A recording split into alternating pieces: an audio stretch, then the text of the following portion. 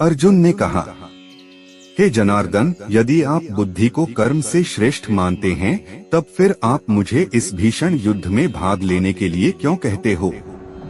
आपके अनेकार्थक उपदेशों से मेरी बुद्धि भ्रमित हो गई है। कृपया मुझे निश्चित रूप से कोई एक ऐसा मार्ग बताएं जो मेरे लिए सर्वाधिक लाभदायक हो। परम कृपालु भगवान ने कहा, हे निष्पाप अर्जुन, मैं पहले ही ज्ञानोदय की प्राप्ति के 2 मार्गों का वर्णन कर चुका हूँ। ज्ञानयोग उन मनुष्यों के लिए है जिनकी रुचि चिंतन में होती है, और कर्मयोग उनके लिए है जिनकी रुचि कर्म करने में होती है। न तो कोई केवल कर्म से विमुख रहकर कमरफल से मुक्ति पा सकता है, और न केवल शारीरिक संन्यास लेकर ज्ञान में सिद्धावस्था प्राप्त कर सकता है। कोई भी मनुष्य एक क्षण के लिए अकर्मा नहीं रह सकता। वास्तव में सभी प्राणी प्रकृति द्वारा उत्पन्न 3 गुणों के अनुसार कर्म करने के लिए विवश होते हैं। जो अपनी कर्मेंद्रियों के बाह्य घटकों को तो नियंत्रित करते हैं, लेकिन मन से इंद्रियों के विषयों का चिंतन करते हैं, वे निःसंदेह स्वयं को धोखा देते हैं और पाखंडी कहलाते हैं। हे अर्जुन, लेकिन वे कर्मयोगी जो मन से अपनी ज्ञानेंद्रियों को नियंत्रित करते हैं और कर्मेंद्रियों से बिना किसी आसक्ति के कर्म में संलग्न रहते हैं, वे वास्तव में श्रेष्ठ हैं।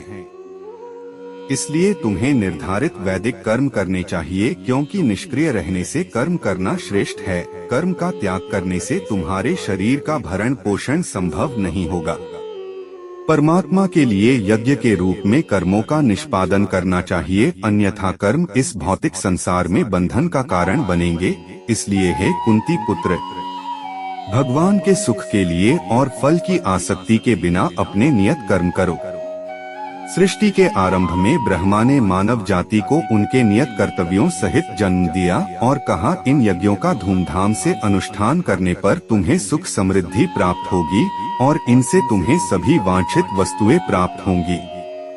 तुम्हारे द्वारा संपन्न किए गए यज्ञों से देवता प्रसन्न होंगे और मनुष्यों और देवताओं के मध्य सहयोग के परिणाम स्वरूप सभी को सुख समृद्धि प्राप्त होगी।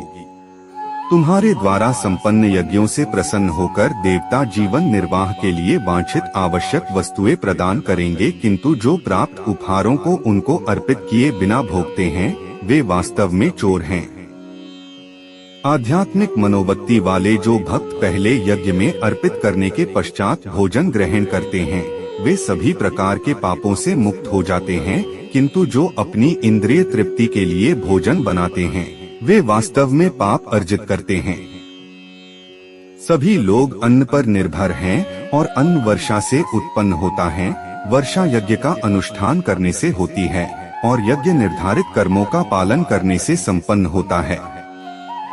वेदों में सभी जीवों के लिए कर्म निश्चित किए गए हैं और वेद परब्रह्म भगवान से प्रकट हुए हैं। परिणाम स्वरूप सर्वव्यापक भगवान सभी यज्ञ कर्मों में नित्य व्याप्त रहते हैं।